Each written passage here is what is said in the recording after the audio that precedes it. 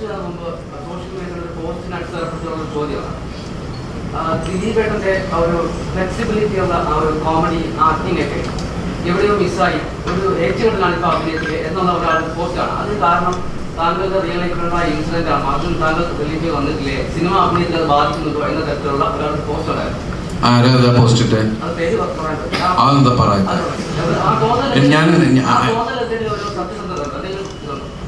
എനിക്കങ്ങനെ തോന്നിയിട്ടില്ല. എന്റെ കഥാപാത്രം അങ്ങനെ ഫ്ലെക്സിബിൾ ആയിട്ട് ഇപ്പൊ വളരെ സീരിയസ് ആയിട്ട് ബിഹേവ് ചെയ്യേണ്ട ഒരു സ്ഥലത്ത് ഞാൻ വെറുതെ കിടന്ന് ഇങ്ങനെയൊക്കെ കാണിച്ചിട്ട് കാര്യമില്ലല്ലോ. ആ കഥാപാത്രം എന്താവശ്യപ്പെടുന്നു എന്നുള്ളതിനും ഞാൻ ബിഹേവ് ചെയ്താൽ പോരെ.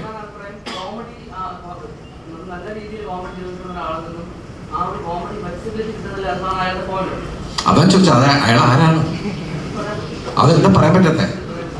അതെന്താ അതെ അവിടെ ഇവിടെയൊക്കെ നടക്കുന്ന കാര്യത്തിന് ഞാൻ എന്തിനു ഉത്തരം പറയണം? എനിക്ക് അറിയാൻ പാടില്ലാത്ത ആരോ ഒരാൾ എവിടെ നിന്ന് എന്തോ പറഞ്ഞു പറഞ്ഞു ഇതിന് മുഴുവൻ ഉത്തരം പറയാൻ കാരണം എനിക്ക് ഒരുപാട് ജോലിയുണ്ട്.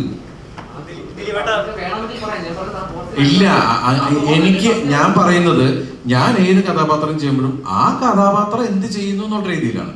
ഇപ്പൊ നിങ്ങൾ ഈ പവി കെയർടേക്കർ കാണുമ്പോൾ ഇയാൾ എങ്ങനെയാണെന്ന് പറഞ്ഞാൽ അയാളുടെ ഇതിൽ പോകും. ഇപ്പൊ നിങ്ങളുടെ മുമ്പിൽ ശരിക്കും പറഞ്ഞ് ഞാൻ അടുത്ത കാലത്ത് അങ്ങനെ ഒരു ആടിത്തിമർക്കുന്ന തമാശകൾ എനിക്ക് വന്നില്ല. എല്ലാത്തിനും ലിമിറ്റേഷൻ ഉണ്ടായിരുന്നു.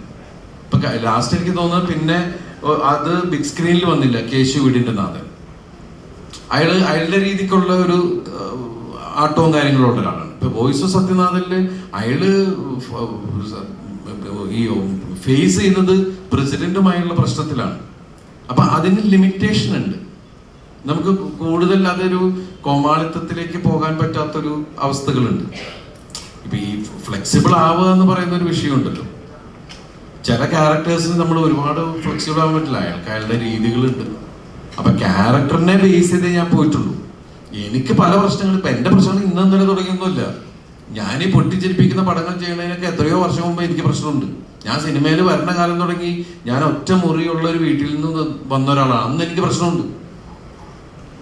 അന്ന് ഞാൻ തമാശ ചെയ്യുന്നില്ല. എന്റെ ജോലിയിൽ ഞാൻ ആ കഥാപാത്രം എന്ത് ആവശ്യപ്പെടുന്നു എന്നുള്ളത് മാത്രമേ ഞാൻ ചെയ്യുന്നുള്ളൂ.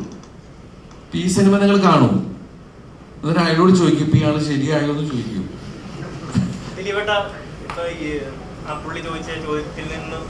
മാറി വേറെ പോസ്റ്റാ എന്നെ പോസ്റ്റ് ആക്കരുതിട്ടാ. ഇതിന്റെ ടീസർ കണ്ടപ്പം എനിക്ക് പേഴ്സണലി ഫീൽ ചെയ്തത് ഓക്കെ നമ്മുടെ ദിലീപേട്ടൻ പഴയ ടെറിട്ടറിലേക്ക് തിരിച്ചു വന്നു. ഇത് പുള്ളിയുടെ കയ്യിലൊതുങ്ങുന്ന സംഭവമാണ്. ഇത് ചിരിപ്പിക്കാൻ പുള്ളിയെ ഒബിയസ്ലി പറ്റുന്ന ഒരു കാര്യമാണ് എന്നുള്ള രീതിയിലാണ് എനിക്ക് ടീസറും പിന്നീട് സോങ് ഇറങ്ങിയപ്പോൾ അത് കുറച്ചുകൂടെ നമുക്ക് കൺഫേം ചെയ്യാൻ പറ്റുന്ന രീതിയിലാണ്.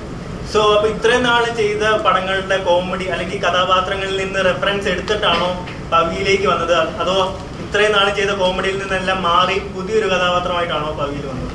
ഇത് പുതിയൊരാളല്ലേ പവിത്ര, പുതിയൊരാളാണ്. പഴയത് രീതികളൊന്നുമല്ല.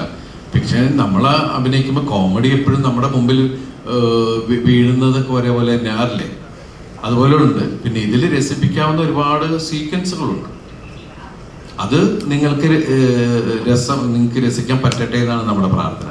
പിന്നെ നിങ്ങൾ എല്ലാവരോടും പറയും പുതിയ ആൾക്കാരോടൊക്കെ നമുക്ക് പറ്റിയ തമാശകളൊക്കെ ആയിട്ട് വരാൻ. നിങ്ങൾ എല്ലാവരുമായിട്ട് ഭയങ്കര കമ്പനിയല്ലേ? അതെന്തായാലും ആ അപ്പൊ പിന്നെ എളുപ്പമല്ലേ.